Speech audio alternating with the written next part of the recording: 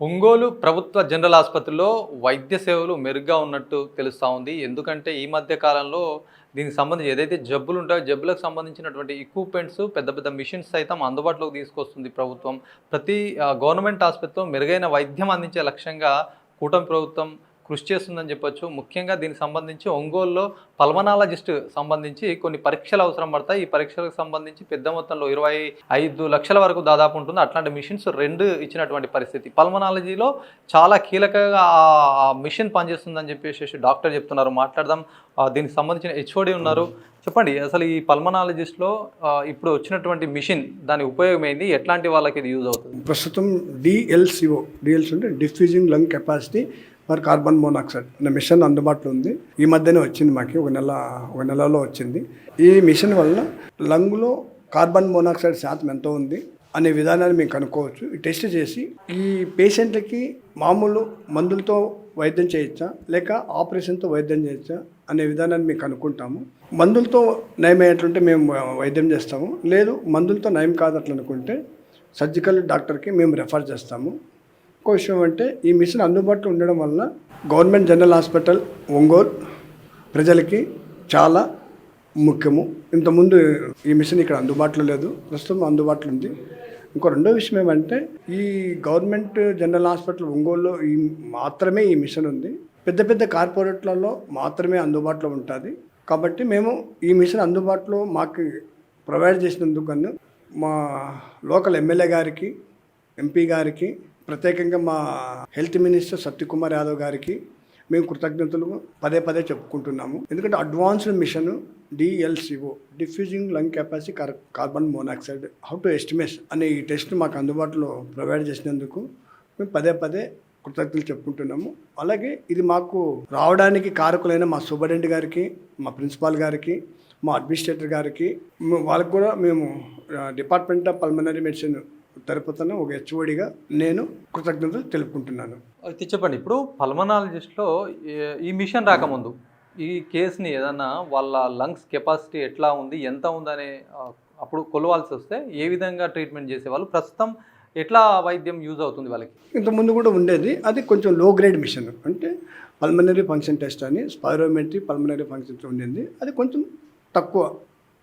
ఇది కొంచెం అడ్వాన్స్ అంతే. ఎప్పుడైనా కానీ రాష్ట్ర ప్రభుత్వం కానీ కేంద్ర ప్రభుత్వం కానీ ఏదైనా ఒక ఇన్స్ట్రుమెంట్ వచ్చిందంటే అడ్వాన్స్డ్ టెక్నాలజీకి అడ్వాన్స్డ్ దానికి వెళ్ళి దాన్ని అందుబాటులో ఇస్తుంది. ఎలా ఇస్తుంది?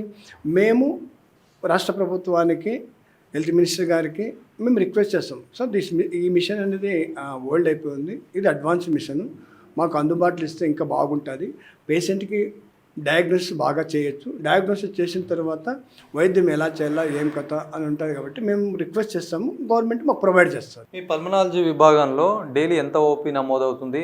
మరి ఇట్లా క్రిటికల్ పొజిషన్ వచ్చినప్పుడు వాళ్ళకు ట్రీట్మెంట్ చేయాల్సి వస్తే ఎట్లా అసలు ఇక్కడ సాధ్యమవుతుందా లేకపోతే ఇంకా రిఫర్ చేస్తారా? మా పల్మనాలజీ డిపార్ట్మెంట్లో మేము అన్ని వైద్యాలు చేస్తాం. సీరియస్ అయిన కేసులు చూస్తాము, అన్నీ చూస్తాము.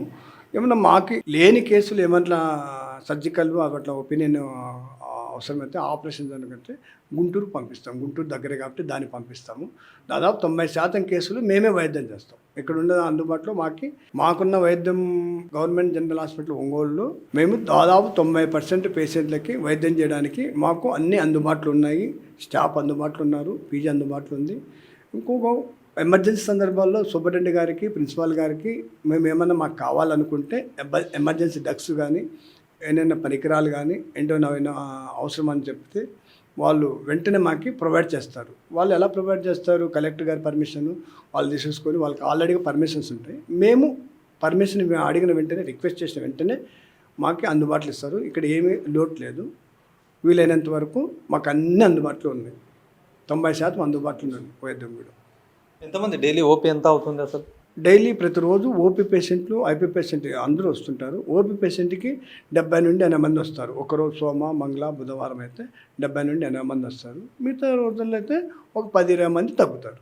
నూతనంగా ఒంగోలు ఆసుపత్రికి ఇచ్చినటువంటి మిషన్ జనరల్ మెడిసిన్లో ఏ విధంగా ఉపయోగపడుతుంది అనే అంశం పైన జనరల్ ఆసుపత్రి అంటే మెడికల్ సంబంధించినటువంటి హెచ్ఓడి ఉన్నారు మెడిసిన్ మాట్లాడే ప్రయత్నం చేద్దాం. చెప్పండి మేడం, అది చాలా మట్టుకు ఇది కరోనా టైంలో ఎక్కువగా యూజ్ అయినట్టుగా చెప్పొచ్చు. ఎందుకంటే చాలామంది ఊపిరితిత్తుల సమస్యతో బాధపడ్డారు. ప్రస్తుతం ఇది మీ జనరల్ మెడిసిన్లో ఏ విధంగా యూజ్ అవుతుంది? ఈ పల్మనరీ ఫంక్షన్ టెస్ట్ అనేది చేయటానికి ఈ మెషిన్ యూస్ చేస్తామండి. ఈ పల్మనరీ ఫంక్షన్ టెస్ట్ ఏదైతే ఉందో ఆ మెషిన్తో మనం చాలా లంగ్ రిలేటెడ్ ఊపిరితిత్తులకు సంబంధించి చాలా జబ్బుల్ని మనం డయాగ్నోస్ చేయడానికి ఇది మెయిన్గా యూస్ చేస్తాము. వాటిల్లో ముఖ్యమైన జబ్బులు ఏంటి అంటే సిఓపిడి అనేది కన్ఫర్మేటరీ టెస్ట్ కావాలి అంటే స్పైరోమెట్రీనే 100%. సో అలాంటి ఈ టైప్ ఆఫ్ మెషినరీ ఈ ఒంగోలు గవర్నమెంట్ హాస్పిటల్కి గవర్నమెంట్ మనకి ప్రొవైడ్ చేయడం జరిగింది. దీనివల్ల చాలామంది పేషెంట్స్ చాలా బెనిఫిట్ అవుతారు. అన్ని హాస్పిటల్స్లో కూడా ఇది ఇంతవరకు లేదు. మన ఒంగోలు హాస్పిటల్లో ఇది ఉండటం వలన ఈ ఒంగోలు యొక్క ఈ చుట్టుపక్కల ప్రజలందరూ కూడా దీన్ని పూర్తిగా ఉపయోగించుకొని ఈ ఫెసిలిటీని నెంబర్ ఆఫ్ డిసీజెస్ని మనం ఈ సిఓపిడి ఏంటి, బ్రాంకియల్ ఆస్మా ఏంటి, ఇంటర్స్టిషియల్ లంగ్ డిసీజెస్ అని అలాంటి కండిషన్స్, చాలా number of lung conditions, tuberculosis ఉన్న వాళ్ళల్లో కూడా చాలామందికి ఈ టీబీ అనేది వేరియస్ రకరకాల మేనిఫెస్టేషన్స్తో ప్రజెంట్ అవుతుంది. సో కొన్ని రకాల మేనిఫెస్టేషన్స్ మనం ఈ స్పైరోమెట్రీ అనే మెషిన్తో మనం ఖచ్చితంగా కనుక్కొని ఇది వాళ్ళకి ప్రాపర్గా ట్రీట్మెంట్ ఇవ్వడానికి మాకు డాక్టర్స్కి ఇది చాలా దోహదపడుతుంది.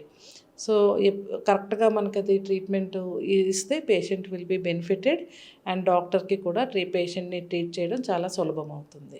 ముఖ్యంగా అంటే ఇప్పుడు జనరల్ మెడిసిన్లో ఇది చాలా యూజ్ అవుతుంది అంటారు. పల్మనాలజీ వాళ్ళకి ఇచ్చారు, మనం జనరల్ మెడిసిన్లో ఇచ్చారు. డిఫరెంట్ అనుకోవచ్చా? మరి ఎట్లా ఇది జనరల్ మెడిసిన్లో దాదాపు ఈ అన్నీ చూస్తారు, అంటే లంగ్స్ కావచ్చు, ఇక మీ ఇతరే కూడా చూస్తారు.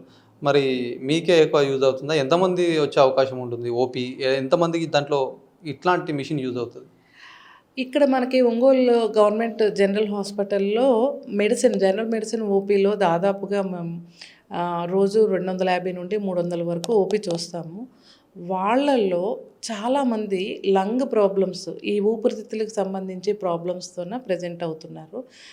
దగ్గరగా 30% ఆఫ్ పేషెంట్స్ ఈ షుగరు, బీపీ, ఈ ఫీవర్స్ తర్వాత నెక్స్ట్ కామన్గా ఉండేవి. మరొకటి ఏంటంటే ఈ సిఓపిడి కానీ లేకపోతే ఈ లంగ్ కండిషన్స్ ఏవైతే ఉన్నాయో అవి ఒక రోజులో వచ్చి ట్రీట్మెంట్ వాడితే తగ్గిపోయేవి కాదు. సో అవి క్రానిక్గా ఉండేవి వాళ్ళకి. సో వాళ్ళు ఏంటంటే రెగ్యులర్గా ఫాలోఅప్కి రావాలి. సో ఆ నెంబర్ ఆఫ్ పేషెంట్స్ మేము మెడిసిన్ ఓపీలో కూడా మేము పర్టికులర్గా మా వరకు మేము చేయగలిగిన వరకు మేము చేస్తాము. లేదు ఈ పర్టికులర్ కండిషన్లో ఈ పల్మనాలజీ స్పెషలిస్ట్ యొక్క ఒపీనియన్ ఉండాలి అంటే మేము పల్మనాలజీ ఒపీనియన్కి ఖచ్చితంగా మేము తీసుకుని వాళ్ళ సూపర్విజన్లో మేము ట్రీట్ చేయడం జరుగుతుంది. లేదంటే వాళ్ళ అండర్టేకింగ్లో మేము పేషెంట్ని వాళ్ళకి మేము ట్రాన్స్ఫర్ చేయడం జరుగుతుంది. సో వాళ్ళది మాది అని డిమార్కేషన్ ఏమీ క్లియర్ కట్ ఇది మేమే చూస్తాము అది మేమే చూడము అట్లా ఏమీ ఉండదు. సో ఓవర్లాప్ అయితే ఉంటుంది. మ్యాక్సిమము లోడ్ అంతా మెడిసిన్ వాళ్ళమే చూస్తాము. స్పెషలిస్ట్ ఒపీనియన్ ఖచ్చితంగా ఉండాలి. లేదా వీళ్ళకి ఈ పర్టికులర్ డిసీజ్ ఇది కన్ఫర్మ్ అయిపోయి ఇంకా తర్వాత వీళ్ళది పల్మనాలజీ అండర్ కేర్లో ఉండాలి అన్న కేసులు లాంటివి పల్మనాలజీ వాళ్ళు ఫాలోఅప్ చేసి వాళ్ళ ట్రీట్మెంట్లో పేషెంట్కి ట్రీట్మెంట్ ఇస్తారు. ఇది ముఖ్యంగా అస్తమా, దమ్ము లాంటి అట్లాంటివి ఉంటే జనరల్ మెడిసిన్ చూసిన తర్వాత అది ఒకవేళ వాళ్ళకి స్పెషలిస్ట్కే పంపాలి అన్నప్పుడు మాత్రం మీరు అక్కడ రిఫర్ చేస్తారు. అట్లాంటి వాళ్ళకి ఈ మిషన్ యూజ్ అవుతుంది అంటారు? అవును. సో ఈ ఆస్మా, దమ్ము ఏదైతే ఈ డిసీజ్ చాలామంది స్మోకర్స్లో చాలా కామన్ అండి. ఈ సిఓపిడి ఉన్న ఈ ఆస్మా ఇలాంటివి ఉన్న వాళ్ళల్లో క్రానిక్ బ్రాంకైటిస్ ఈ కండిషన్స్ ఏవైతే ఉన్నాయో అవి వాళ్ళల్లో 100 మంది పేషెంట్స్ తీసుకుంటే వాళ్ళల్లో 90% వరకు వాళ్ళు క్రానిక్ స్మోకర్స్ అయి ఉంటారు. సో మనకి ఈ ఏరియాలో కానీ మనకి కొంచెం రూరల్ సెగ్మెంట్ నుండి ఎక్కువగా ఈ సిఓపిడి పేషెంట్స్ మనకి ఇక్కడ కొంచెం ప్రెవలెన్స్ ఎక్కువగానే ఉంది మిగతా ఏరియాస్తో పోలిస్తే. ఆ పేషెంట్స్కి ఖచ్చితంగా ఈ పల్మనరీ ఫంక్షన్ టెస్ట్ మెషిన్ ఏదైతే ఉందో అది ఖచ్చితంగా వాళ్ళకి ట్రీట్మెంట్ చేయడానికి అది ఉపయోగపడుతుంది. ముఖ్యంగా కరోనా టైంలో చాలామంది సఫర్ అయ్యారు. ఎంతోమంది శ్వాస ఊపిరితిత్తుల సమస్యలు కావచ్చు, చాలా మట్టుకు అది దానిపైనే ప్రభావం చూపించిందని చెప్పొచ్చు కరోనా అప్పుడు. ప్రస్తుతం చాలా తగ్గింది.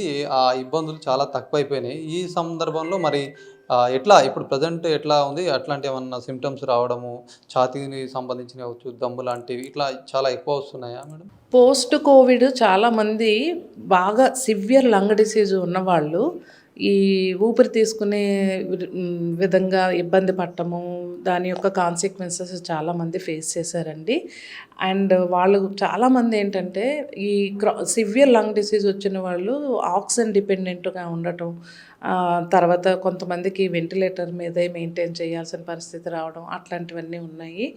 అది ఇమ్మీడియట్గా కోవిడ్ తర్వాత ఉంది. ఇప్పుడు ప్రస్తుతం అయితే మాత్రం ఆ కోవిడ్ యొక్క లంగ్ డిసీజెస్ అనేది ప్రజెంట్ అయితే అంత సిగ్నిఫికెంట్గా అయితే ప్రజెంట్ లేదండి.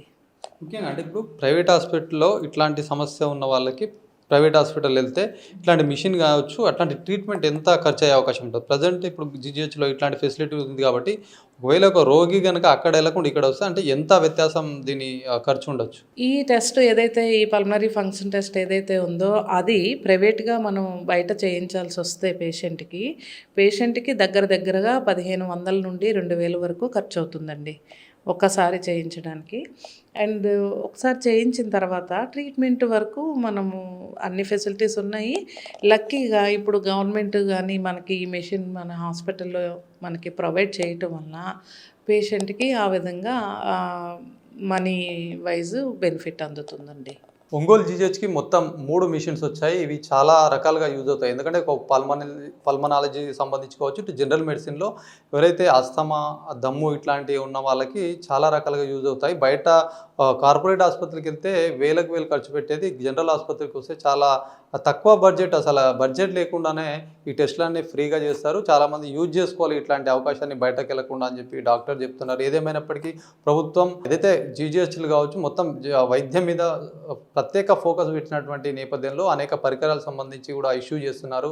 ప్రభుత్వం ఇట్లాంటి ఫెసిలిటీని ప్రభుత్వ ఆసుపత్రులు ఇస్తున్నప్పుడు ప్రజలెవరు కూడా బయటకు వెళ్లకుండా జీజీహెచ్లో ఎక్కడైనా సరే జిల్లా వ్యాప్తంగా, రాష్ట్ర వ్యాప్తంగా ప్రతి ఒక్కరు సేవలు వినియోగించుకోవాలని చెప్పి సూచిస్తున్నటువంటి పరిస్థితి. కెమెరా పర్సన్ సందీప్తో శ్రీనివాస్, అభినవ్ భారత్, ఒంగోలు నుంచి.